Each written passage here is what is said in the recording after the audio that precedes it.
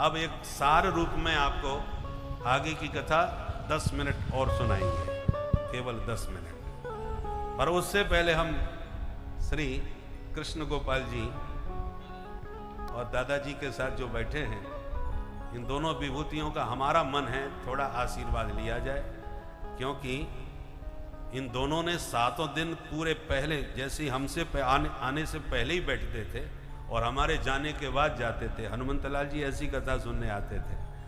तो ये हमारे मुख्य रूप से प्रबुद्ध श्रोताओं के रूप में यहाँ विराजमान रहे। तो 2-2 मिनट में अपना आशीर्वाद हमें प्रदान करें।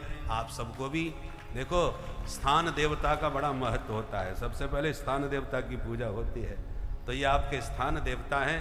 आप बड़भागी हैं जो ऐसे सज्जन और ऐसे साधु पुरुष, ऐसे विद्वान आपके क्षेत्र में हैं। सबसे पहले अपने क्षेत्र के विद्वानों का जो निरंतर आपको सानिध्य प्राप्त है, उनका महत्व हमें समझना चाहिए, इसलिए उनका आशीर्वाद मिले। उसके बाद हम लोग पहले सार रूप में भागवत का 7 दिन जो कथा न सुन पाए हों, उस सार को सुन लें। उसके बाद प्रेम से कीर्तन करते हुए प्रस्थान करेंगे। भाई आपसे ज़्यादा जल्दी हमें है, क्योंकि हमें ट्रेन पकड़नी है, इसलिए आप परेशान ना हो, कोई घड़ी ना देखे। प्रेम से 10-15 मिनट की बात है, धैर्य धारण करें। वैसे तो हम समय पर हैं, और दिन तो हम 6 बजा देते थे, अभी तो 5 ही बजे हैं, इसलिए आप धैर्य के साथ सुने।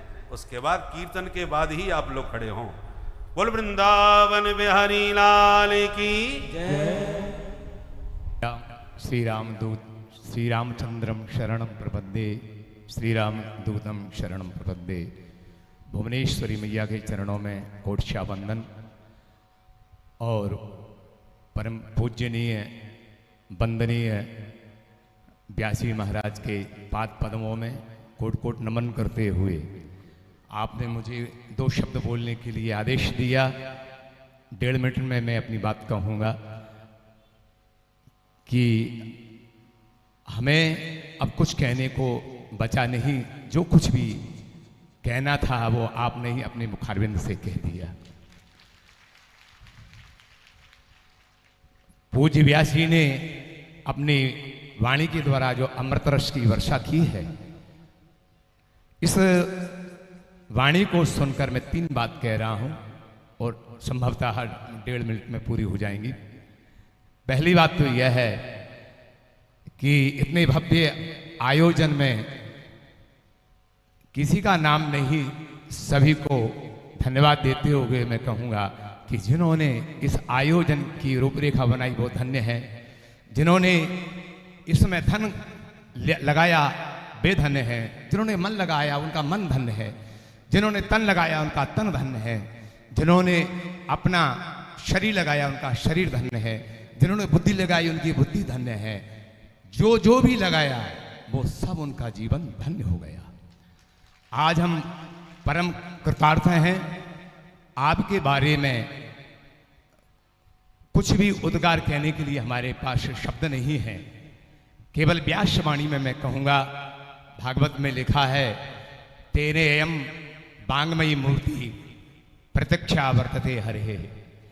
भागवत भगवान की वांगमयी मूर्ति है। तो शब्द ब्रह्म है और उस शब्द ब्रह्म के लिए स्वर ब्रह्म की आवश्यकता है। तो भागवत भगवान की वांगमयी मूर्ति है।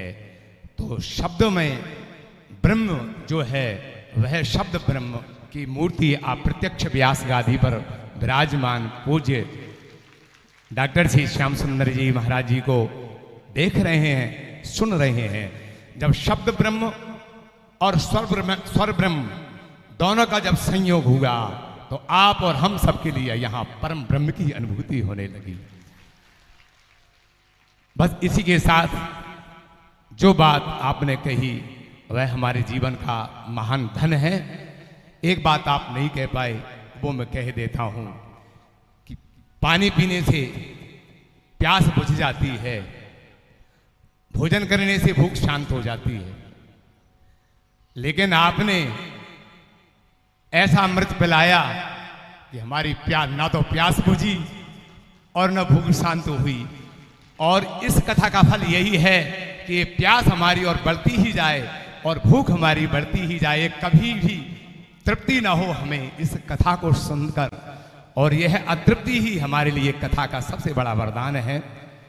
अंत में जो आपने कहा,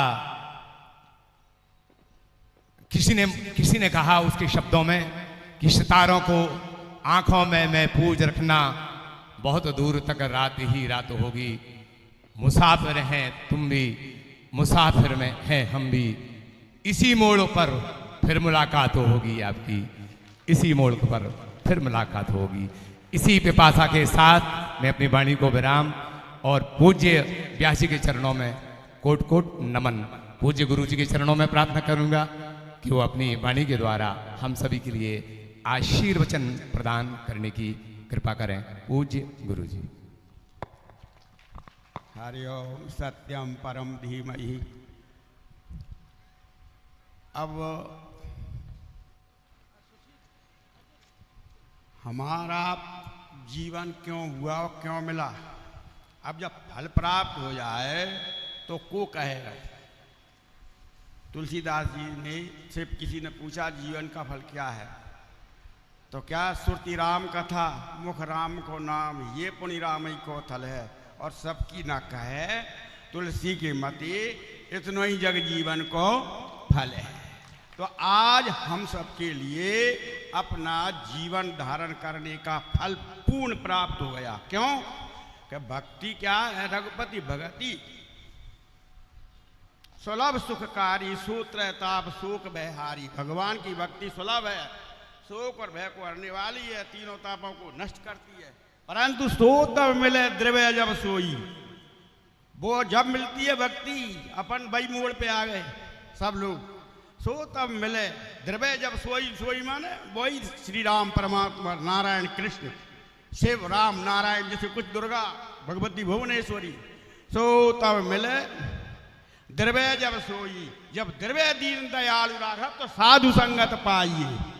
जब भगवान की कृपा अपने ऊपर हुई तो आज ऐसी ये साधु भी हैं हमारे व्यास जी, और जो है भक्ति भगत भगवंत और गुरु चारों ही इनके पद बंधन करें ना से विघ्न अनेक। तो भक्ति भी है इनमें, भगवंत स्वरूप भी हैं और गुरु स्वरूप भी हैं। वक्ता में जो गुण होना चाहिए, हमने जो गुण अपनी बुद्धि से, क्षुद्र बुद्धि से मानिएगा, ये तो यानी वो तो यत्र वाचो निवर्तनते अप्राप मनसा साहब, हम मन मान का विषय ही नहीं, तो कैसे कहा जाए?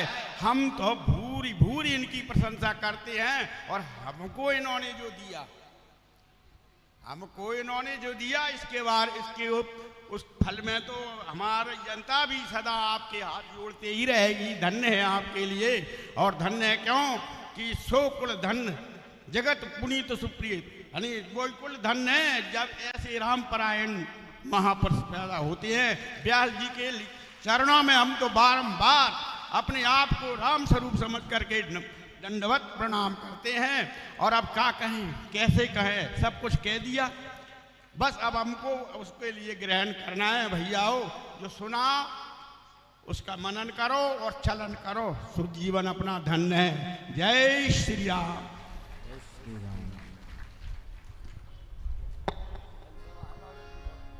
बोल वृंदावन बिहारी लाल की जय, भक्त वत्सल भगवान की जय जय श्री राम।